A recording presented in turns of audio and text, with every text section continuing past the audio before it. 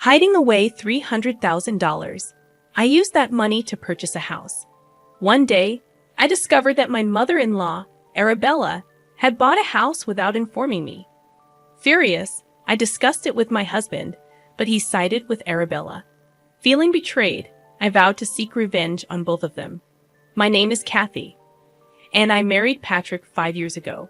Despite our busy work schedules, Patrick and I had a harmonious relationship. However, my relationship with my mother-in-law took a turn for the worse after a family meeting at her house. During the meeting, Arabella implied that as Patrick's wife, I should quit my job and become a housewife to support him. I disagreed, expressing my intention to continue working. Patrick supported my decision, but Arabella persisted with her outdated views. I kept my composure, giving a polite smile, and chose not to engage further. Despite Patrick's defense, Arabella continued making snide remarks until Patrick intervened. We left her house, and Patrick reassured me, attributing Arabella's behavior to her concern for me. Grateful for his support, I felt fortunate to be married to such a wonderful person. However, the situation escalated when Patrick suggested that Arabella move in with us after 5 years of marriage. Uncomfortable with the idea, I expressed my reluctance, and Patrick, understanding my concerns, dropped the suggestion.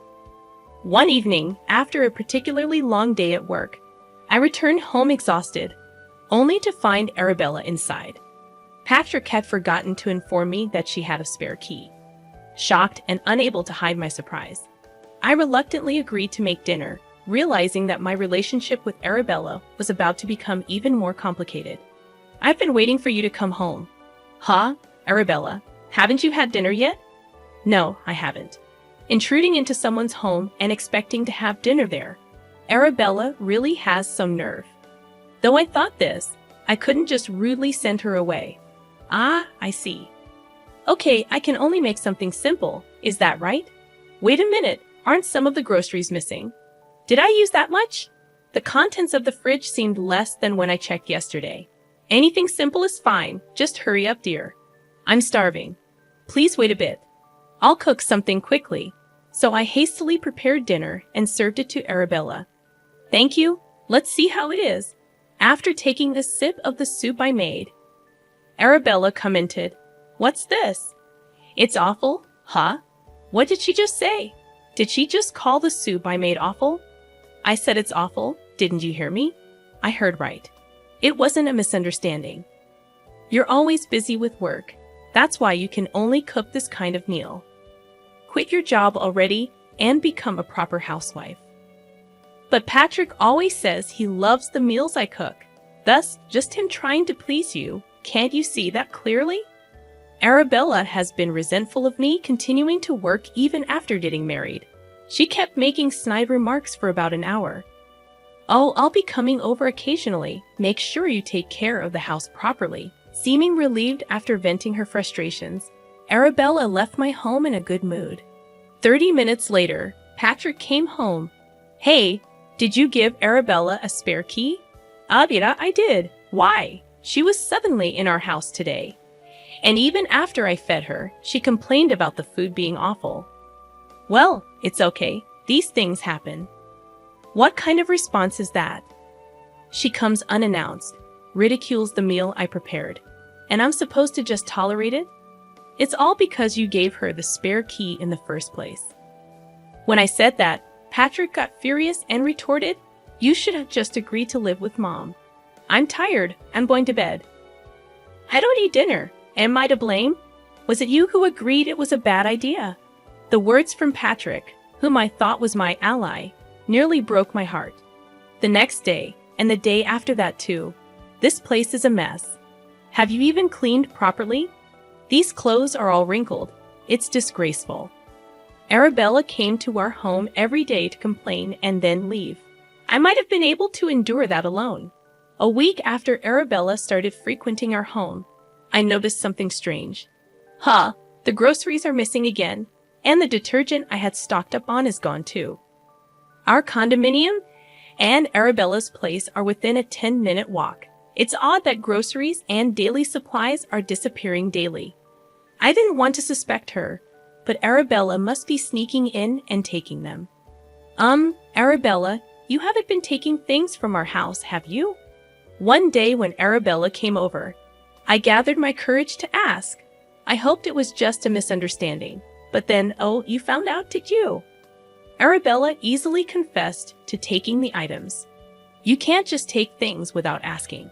There are household supplies and food. What's the big deal? It's my son's house after all. It's wasteful to let food spoil, especially since you're hardly ever home because of work. How can she be so unapologetic, acting as if it's no big deal? I understand this is Patrick's home too, but still. Oh, by the way, I found out about your $300,000 savings. I used said money to buy a new house. What? What are you talking about? Don't pretend you don't know. You had saved it on your banking card, right? I was so surprised to see how much was there when I opened it. I couldn't understand what she was saying. She used my $300,000 savings to buy a house without anyone's permission. But you can withdraw with just the banking card, right? Do you know the PIN? You had the PIN written on a note, taped to your banking card, remember? I messed up. I never thought anyone would look at my banking card, so I was careless. That's right.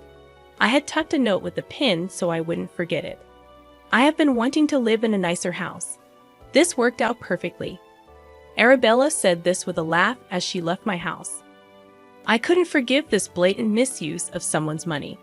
I told Patrick that Arabella had used the money to buy a house without permission, but he simply brushed it off. Just let Mom do what she wants. Forget about the $300,000, he said, as if it were none of his concern that such a large amount of money was used without permission. This mother and son were unbelievable. At that point, I had lost all affection for Patrick. Despite already being taken advantage of, I couldn't bear it any longer. I decided to take revenge on both of them. The next day, I invited Arabella over to confirm again if she really bought a house with my money to gather solid evidence. I secretly started the voice recorder on my mobile phone before speaking with her. You said yesterday that you used $300,000 from my banking card to buy a new house. Is that true? Yeah, it's true. I have paid the down payment, and construction has already started. Since I have your banking card, it's as good as mine. But just having the banking card doesn't mean anything. How do you plan to withdraw the money? Arabella responded with a nasty smile to my question. How? Just by pretending to be you and signing, of course. Arabella, that's a crime. It's theft, you know. Say whatever you like. Who knew you, who can't even do household chores properly, had saved up so much? At least you're useful for something. That's enough. You can have the banking card. Thank you for coming today. I wanted to punch Arabella hard and take the card back, but I restrained myself and let her leave. I managed to get evidence of Arabella taking the banking card from my house. Enjoy it while you can, Arabella. The next day, I called Arabella to lure her back to my house under the pretense of retrieving what was stolen. Arabella, you can keep the banking card, but it seems you need to verify your identity to withdraw money. I'll withdraw it for you. So, can I hold onto the banking card? Oh, I didn't know that. I'll bring it right over then, thanks. I conveyed this to Arabella over the phone, but there's absolutely no way I'm withdrawing $300,000. Besides, in this day and age, you can't withdraw such a large amount without proper identification. How foolish can she be? She's only after quick money without the slightest concern that what she's doing is a crime. After retrieving the banking card from Arabella, I immediately went to the police station. What can I do for you? Is there an accident? Yes, my mother-in-law took my banking card without permission and was trying to use it to purchase a new house. Wait, not you purchasing? No, not me. My banking card was stolen. I would like to file a report. The police took my story seriously, sensing it wasn't a trivial matter, and accepted my report. That evening, I told Patrick that I had filed a report with the police. I told the police about Arabella stealing my banking card. She might get arrested soon. What? Why would Mom get arrested by the police? Why do you understand what Arabella is doing is a serious crime? Even so, you didn't have to go to the police. Talking to you is pointless. You just say to let your mom do as she pleases. Why should I just hand over a large sum of money to that old woman? How can you call your mother-in-law an old woman like that? Just because she's my mother-in-law, does that mean she can do anything? If she tried to kill me, should I just quietly accept it? Ridiculous. I didn't save up all this time just to give it to Bella.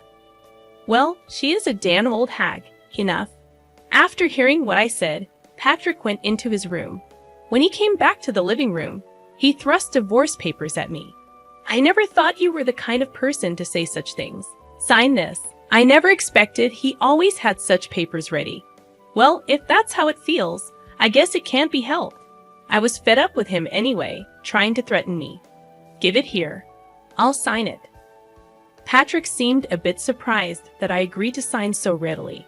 After signing, I showed the divorce papers to Patrick. Here, this is what you wanted, right? Ah, yes, then I'll file these. He probably didn't want to see me anymore after that conversation. He hurriedly left the house in the middle of the night. He probably went to Arabella's house. 20 minutes later, my mobile phone rang. Hello, what do you want? It was Patrick calling. I told Mom about the police report Kathy filed. Yes, so can you withdraw the report, please? What? No way. There's no chance I'm withdrawing it. Regretting it. Fake remorse doesn't change anything. She would do the same thing again. As I thought this, Patrick called again. What now? I don't have anything else to say to you, and I was just about to go to bed. I'm sorry. I didn't mean any harm. The caller wasn't Patrick. It was Arabella. She was crying and apologizing. But did she really think that would make everything okay? Just because you're crying and apologizing doesn't mean I'm going to forgive you. And how can you say you didn't mean any harm? You deliberately took my banking card. But I really wanted a house. I've been living in an apartment all this time. So you thought it was okay to use someone else's money for that reason? You're really despicable. Why should I give my money for such a trivial reason of yours? It's completely incomprehensible. Then you should have asked your son. My son doesn't have the money. Yes, I know. We have a dual income, but I manage the household finances. That's why when I saw the $300,000 in your banking card, I just got tempted. I see. But you understand that I understand isn't enough, right? Please reflect on your actions in prison. The money was desperately saved by me working long before I married your son. It's unthinkable to forgive just because you were tempted. I was about to hang up, but Arabella persisted. Wait. I have a request. A request? Now that's quite audacious. I told you I already paid the down payment, remember? Yes, you mentioned it. What about it? I used $100,000 I had saved up as the down payment. But I can just stop the construction now. Could you lend me the $300,000? I promise to repay it. How delusional are you? There is no way I would lend it to you. You not only stole a banking card, but also groceries and daily supplies. I don't trust you to repay. But what should I do? That's not my problem. You figure it out. But I can't get a loan at my age. That's entirely your fault for relying on someone else's money. Ask your son to take out a loan for you. I couldn't help but laugh at the thought of Arabella panicking. I've said everything there is to say. Maybe it's time to hang up the phone now. Just as I was thinking this, Patrick cut in, trying to continue the conversation. Hey, please, are you going to abandon Mom? Didn't she take care of you? Think of it as repaying a favor. You don't have to give the full amount, but help her out. She never took care of me. She always came to our house just to make snide remarks and leave. She never helped with housework despite having a spare key. On what basis are you saying she took care of me? Patrick fell silent after my retort. He said out of desperation. Perhaps he thought appealing to my emotions would persuade me to provide some assistance. Well, that's how it is. I won't be providing any assistance. Good luck. Wait. I'll handle Mom's situation, and I won't trouble Kathy anymore. So please, can we reconsider the divorce? It's too late now. Arabella is more important to you than me, right? I'm truly sorry. I'll value you more from now on. You don't need to bother about me anymore. We'll be strangers by tomorrow. Enjoy your life with your beloved Arabella. I said that to Patrick and hung up the phone, thinking it would be bothersome if he called again. I turned off my mobile phone and went to bed. It seemed like Patrick didn't come home that night. They were probably consoling each other. The next morning, I took a day off from work to file the divorce papers. Now Patrick and I are strangers. Of course, whatever happens to Arabella is no longer my concern. For the 3 days until I left the house, Patrick didn't really talk to me, naturally. I didn't initiate conversation either. I planned to move back to my parents' house after leaving this one. It's an hour's commute to work from there, but still doable. As I was leaving the house I had lived in until now, Patrick said just one thing: "I'm sorry for everything up till now." Though he said that, I ignored him and walked away. It's a stark ending to a marriage that was once filled with so much love, but strangely, I don't feel sad or anything. Rather, it's refreshing to be away from such a terrible mother and son. There's no way I could forgive them after everything. They brought this on themselves by always neglecting me and defending Arabella. If Patrick had genuinely been angry with Arabella when she stole the banking card to buy a house, maybe I could have reconsidered. They both underestimated me too much. I wasn't going to let myself be constantly wronged. Now they're facing a hellish life of loan repayments. Let them work themselves to death. It's a rebellious choice after all. They're both to blame for everything. This is their retribution. I thought this while driving to my parents' house a week later. The police called to inform me that Arabella had been arrested for theft. Apparently, not living with Arabella was crucial in her arrest. If you had been living together, we might not have been able to arrest her. There could have been special circumstances due to it being theft among family members. I see. I'm glad she was arrested. Thank you. I expressed my gratitude to the police and hung up. Now Arabella will have to reflect on her crimes in prison. Just as I thought that, Patrick called. Mom has been arrested. I know. The police just called me. I can't keep paying the loan by myself now that Mom's gone.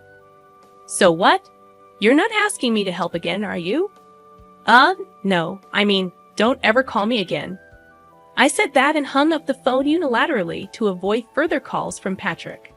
I blocked his number and messages. A month later, I heard something from a colleague. Hey, do you know? It might be rude to tell you this, but Patrick quit the company.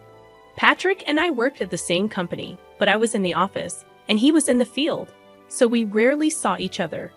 Apparently, the news about Arabella's theft and arrest had spread in the company, and Patrick felt he couldn't stay there. Of course, I didn't spread this news myself. I have no idea what happened to him afterward, but he must be struggling with the loan repayment by now. 3 years later, I got married. I met my new husband somewhere completely unrelated to my company, and he truly values me. My in-laws adore me, and I love them dearly. Finally, I might have found true happiness. I sincerely hope nothing like what happened before ever occurs again.